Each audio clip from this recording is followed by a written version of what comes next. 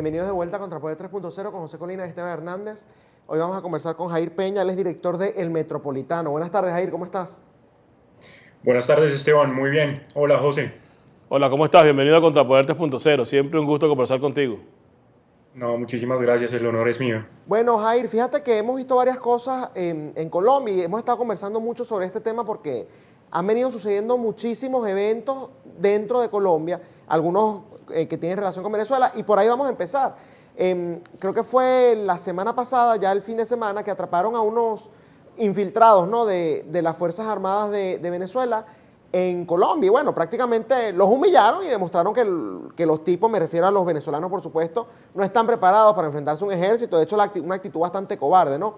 Pero sobre ese tema te quería preguntar si en Colombia esto ha tenido, digamos, repercusión, ¿no? Porque me he dado cuenta que normalmente las cosas que tienen relación con Venezuela, en Colombia como que no le prestan mucha atención, y esto es algo grave. ¿A ti te parece que se le ha dado la cobertura necesaria y correspondiente en los medios? En absoluto. No se ha escuchado mayor cosa. El diario El Tiempo publicó un artículo y algunos otros medios replicaron la información que publicó El Tiempo inicialmente, pero no le dieron mayor trascendencia a los hechos.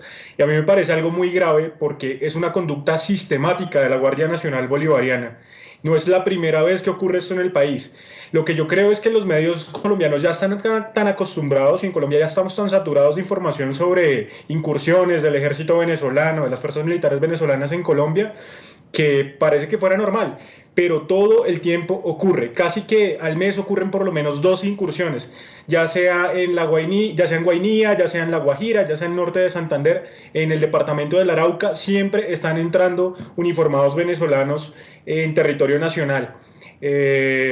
Y bueno, pues afortunadamente en este caso puntual se demuestra que el ejército colombiano está muy preparado y es muy superior a las fuerzas venezolanas, pero creo que no se le ha dado la cobertura mediática, y más allá de eso, de parte del gobierno, tampoco se le ha dado la atención que merece. A esa iba mi pregunta, porque entonces está bien que los medios se cansen, perfecto, porque pasa todos los meses, chévere, ¿okay? Los medios no lo quieren publicar más porque ya lo han publicado y han hecho caso omiso, pero ¿qué le pasa a las autoridades colombianas? ¿Qué pasa con el Poder Ejecutivo? ¿Qué pasa con el Poder Legislativo? ¿Qué pasa con las instituciones que no se dan cuenta de que esto viene cumpliéndose de manera reiterativa y que aunque algunos los han deportado, otros los han enviado hacia Venezuela, el régimen de Nicolás Maduro no cesa y no deja de meterse en el territorio colombiano? ¿Qué está pasando con el estamento político en Colombia que hace caso omiso a estas acciones tan graves por parte del régimen de Nicolás Maduro? Colombia se ha caracterizado por ser un país que siempre ha respetado las vías diplomáticas. Luego, yo no creo que quepa esperar de parte del presidente de la República o de parte del Congreso de la República pronunciamientos muy fuertes al respecto, porque además no hay relaciones entre el régimen de Nicolás Maduro y el gobierno de Iván Duque. No hay relaciones. ¿A quién le reclamamos? ¿A Nicolás Guaidó? Lo que se puede hacer, y en este caso creo que pues obraron bien los uniformados del ejército colombiano en capturar y expulsar a esta gente. Lo que tenemos es que hacer más presencia en la frontera. No obstante, sí creo que de parte del gobierno nacional debería haber muchísima más atención a este tipo de sucesos. Lo que pasa es que compartimos 2.219 kilómetros, siendo exactos, de frontera entre Colombia y Venezuela, y es una frontera sumamente porosa, desiertos, selvas, ríos, y la verdad es que estas incursiones pueden ocurrir en cualquier parte del territorio nacional y no podemos tener un soldado por cada centímetro. Bueno, pero fíjate algo, Jair, entonces, pues sin duda debe haber más acción por parte del gobierno. Tú dices que Colombia, en este caso el gobierno de Iván Duque, no reconoce a Nicolás Maduro, perfecto. Entonces no reconoce a Nicolás Maduro diplomáticamente, pero capturan unos elementos armados del territorio y se lo mandan a Nicolás Maduro. ¿Por qué no los procesan en la justicia colombiana, en todo caso? Bueno, esa es una pregunta muy interesante y a la cual, sinceramente, José, no tengo una respuesta. Como te digo, para mí obró bien el ejército colombiano. Eso podría tener unas mayores repercusiones y unas mayores implicaciones si los capturamos y los procesamos en territorio nacional. Lo que sí es muy preocupante es que la comunidad guayú, que es la que habita mayoritariamente en La Guajira, denunció que estos uniformados venezolanos los estaban extorsionando, entonces y estaban intentando robarlos. Eso es una clara violación al derecho internacional humanitario. Y y pues no resta mucho más. Uno quisiera que el gobierno colombiano actuara de manera distinta, pero no podemos esperar una acción distinta. Y creo que lo que va a seguir en los siguientes casos es la expulsión por parte del ejército colombiano de estos militares venezolanos, pero no van a ser procesados en territorio nacional. Yo te aseguro que si fuera al revés, Sí. que si fuera el ejército colombiano o la policía colombiana la que se traspasa a territorio venezolano y comete una acción como esta, Nicolás Maduro no los va a expulsar. Nicolás Maduro no es que le va a quitar el armamento y los va a mandar nuevamente para Colombia. Nicolás Maduro, con su régimen terrorífico, los va a procesar, como ha hecho en el pasado, y los va a encarcelar. Yo pienso que es una respuesta bastante tibia y fría por parte del gobierno del presidente Duque, y esto puede estimular a que el régimen de Nicolás Maduro pues siga avanzando, siga intentando y siga avanzando en ese tipo de incidencias que parecen tontas, pero que tienen un trasfondo bastante interesante detrás de ellas. Y sobre esa base te quería preguntar, Jair, porque fíjate que uno cuando ve este tipo de injerencia tan descarada, los países espían, eso es normal y utilizan hasta cuestiones diplomáticas tipo los consulados y las embajadas, ok, eso es normal.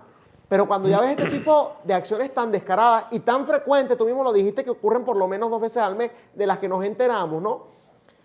¿Tú no crees que esto ya sería más bien para que los mismos colombianos, patriotas, por hablar así, pues gente que quiere a su país y que no quiere injerencia por parte del régimen de Nicolás Maduro en Colombia, le exija a Iván Duque, o para que el mismo Iván Duque, bueno, porque tiene un ataque, no sé, de firmeza en algún momento de su presidencia, de una buena vez le ponga un parado militar a este asunto? Porque esto va a seguir ocurriendo. Mientras Maduro esté en el poder, esto va a seguir ocurriendo y eventualmente Colombia va a caer si no se toman las acciones correspondientes. ¿Tú no crees que ya entonces los ciudadanos colombianos y el mismo Duque deberían ir más allá de nada más las sanciones diplomáticas y los cercos diplomáticos, que es lo que han tomado hasta ahora? Sí, eso es lo que queremos los colombianos y eso es lo que le exigimos al gobierno nacional. Yo quiero un poco diferenciar lo que uno quiere que sea de lo que es. Yo estoy hablando pragmáticamente y de manera realista. Y es que el gobierno de Iván Duque es un gobierno tibio, es un gobierno de centro, a pesar de ser el candidato de Uribe. Yo no sé por qué América Latina en general tiene la idea de que Iván Duque es el representante de la derecha y que pues es un gobierno conservador. De ninguna manera lo es un gobierno tibio, es un gobierno que en los ministerios tiene gran parte de los funcionarios santistas todavía trabajando y no va a actuar de manera distinta. Entonces, si me preguntas cuál es mi opinión, creo que por parte del pueblo colombiano debería por lo menos haber alguna reacción, que los mismos colombianos de la frontera se armen. ¿Qué sucede? Que la frontera está custodiada desde el lado venezolano por paramilitares de Venezuela. Paramilitares son ¿quiénes? El ELN, las disidencias de las FARC. En Venezuela son paramilitares, en Colombia son guerrillas. Entonces, yo creo que actúan de manera articulada entre la Guardia Nacional Bolivariana con estos grupos terroristas y la población pues sencillamente está amedrentada. Entonces no creo que vaya a haber una reacción muy dura de parte de este gobierno, como tú muy bien lo decías, José, blandengue de Iván Duque, pero sí debería haberla sin duda. Yo lo he sostenido y si es posible, no sé si sea posible, pero de pronto en la descripción del video me gustaría que se pudiera colocar un artículo que escribí que se llama Colombia en pie de guerra, y lo vengo sosteniendo hace mucho tiempo. Colombia no debe preguntarse cuándo le declara la guerra a Venezuela, no. Colombia debe preguntarse cómo le ganamos a Venezuela la guerra que ya empezó. Nosotros estamos en franca guerra con el régimen de Nicolás Maduro, no con los ciudadanos venezolanos, por supuesto, pero sí con el régimen de Nicolás Maduro. Entonces debemos actuar en consecuencia.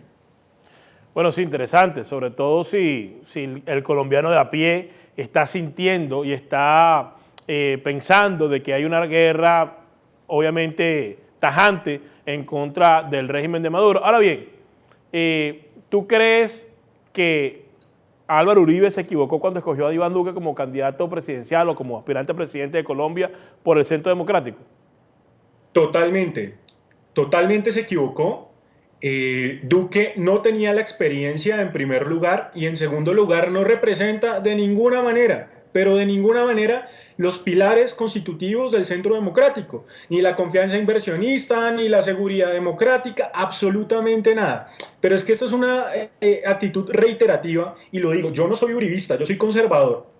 conservador de derecha. Admiro profundamente al presidente Álvaro Uribe y le agradezco porque yo viví y crecí cuando era niño. A mi papá lo intentaron secuestrar las FARC. Mi papá tenía que viajar a territorios de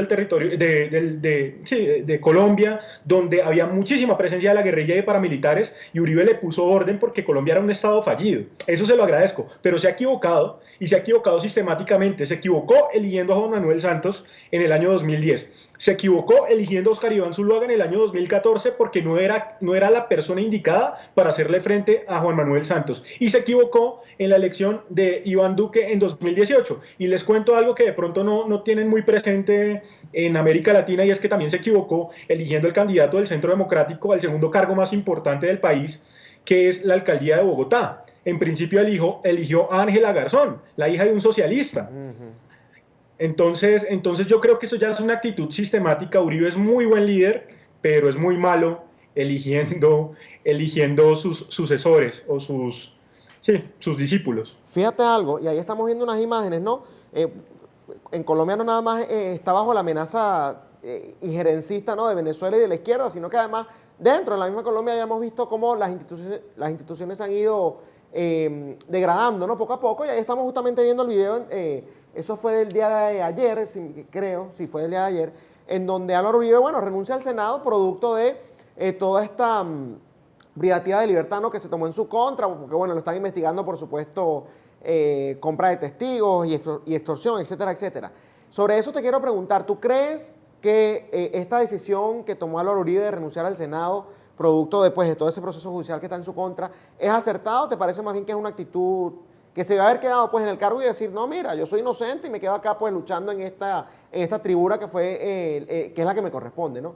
¿Qué te parece esa decisión? Bueno, eso tiene unas implicaciones jurídicas, tengo que decir, y que no quiero caer en el intrusismo profesional ni dármelas de abogado. No soy abogado, esa no es mi área, no es mi especialidad, pero esto tiene unas implicaciones jurídicas, una razón de ser, y es que la defensa del presidente Uribe, al ver que no hay garantías judiciales, garantías jurídicas para él ante la Corte Suprema de Justicia, quien juzga a los senadores y a los congresistas en el país, decide decirle, eso es una estrategia, decide pedirle al presidente que renuncie a su cargo como senador para que pierda el fuero y para que ya no sea juzgado por la Corte Suprema de Justicia, sino que pase a la justicia ordinaria, y quien haga las investigaciones pertinentes sea la Fiscalía. Es que Uribe no ha tenido ningún tipo de garantías, y reitero, no soy uribista, pero no hay que ser uribista para darse cuenta de las violaciones y de los ataques sistemáticos de la persecución en contra del expresidente Álvaro Uribe Vélez. Le prometieron que rendiría versión libre, no se lo permitieron, le interceptaron ilegalmente las comunicaciones, más de 15.000 audios, más de 15.000 llamadas, dictadas por el magistrado Barceló. Dijo Barceló que bueno, la corte había ordenado chuzar, acá en Colombia se le llama así, chuzar o interceptar, las llamadas de Nilton, ahorita es Nilton Córdoba, un representante del Partido Liberal, pero resulta que resultaron interviniendo las llamadas del presidente Álvaro Uribe. Eso a todas luces es ilegal, es decir, estamos ante una corte criminal, es una corte de delincuentes que cometió un delito, y aún así después salieron a decir, no queríamos chuzar a Uribe, no queríamos intervenir las conversaciones de Álvaro Uribe, pero ya que lo hicimos, pues entonces que estas interceptaciones valgan para el proceso. Dictaron un auto, y qué pena extenderme un poco, pero es importante explicarle a América Latina lo que está sucediendo en Colombia. Dictaron un auto, no es una sentencia condenatoria, es un auto, donde piden la medida preventiva de la libertad en contra de Álvaro Uribe, es decir, que se quede en su casa y que no pueda defenderse en libertad. Pero ese auto tiene 1.554 páginas. No hay pruebas sólidas en contra del presidente Álvaro Uribe. Se le acusa de manipular testigos, se le acusa de sobornar testigos, pero no hay ni una sola prueba en contra del presidente Álvaro Uribe. Una corte seria no necesita 1.554 páginas para justificar lo injustificable. Y un dato más para cerrar con esta intervención, y es Jesús Santrich, el guerrillero que ahorita se encuentra en Caracas, cuidado y custodiado por el régimen de Maduro. Ese guerrillero y esa corte esa corte fue la que le permitió a ese guerrillero defenderse en libertad. Dijo que él no representaba ningún tipo de peligro para la sociedad colombiana, luego podía defenderse en libertad. Pero el presidente Álvaro Uribe, que no ha faltado nunca a ninguna audiencia, que le ha dado siempre la cara a la justicia, no. A él sí hay que restringirle la libertad. Entonces lo que tenemos es acá una corte de ampones, de delincuentes y una corte de izquierda. La justicia en Colombia se izquierdizó. Ahora bien, y dos preguntas, Jair. La primera, ¿por qué llegó a ese punto el sistema judicial en Colombia? ¿Por qué se permitió que lo controlara la izquierda? ¿Quién falló allí? Culpa de la derecha. Es culpa de la derecha. Culpa de la derecha. Culpa de la derecha. Estábamos preocupados por ganar las elecciones a la presidencia de la República, por colocar presidente. Estábamos preocupados por llegar al Congreso de la República, por tener mayorías, pero se nos olvidó la academia.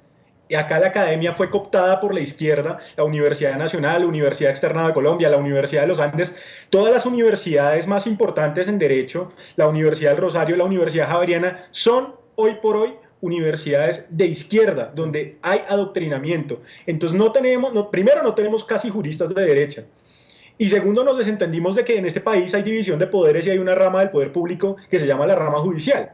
Y que teníamos que tener ahí también representantes para que hicieran contrapeso, pero nos olvidamos de eso y la izquierda, que opera muy bien a largo plazo, sí supo hacerlo, se infiltró muy bien en las cortes, Corte Constitucional, Consejo de Estado, Corte Suprema de Justicia, Consejo Superior de la Judicatura, que son las cortes más importantes del país, y hoy por hoy pues tienen al país arrodillado, al país decente, al país democrático, al país de derecha.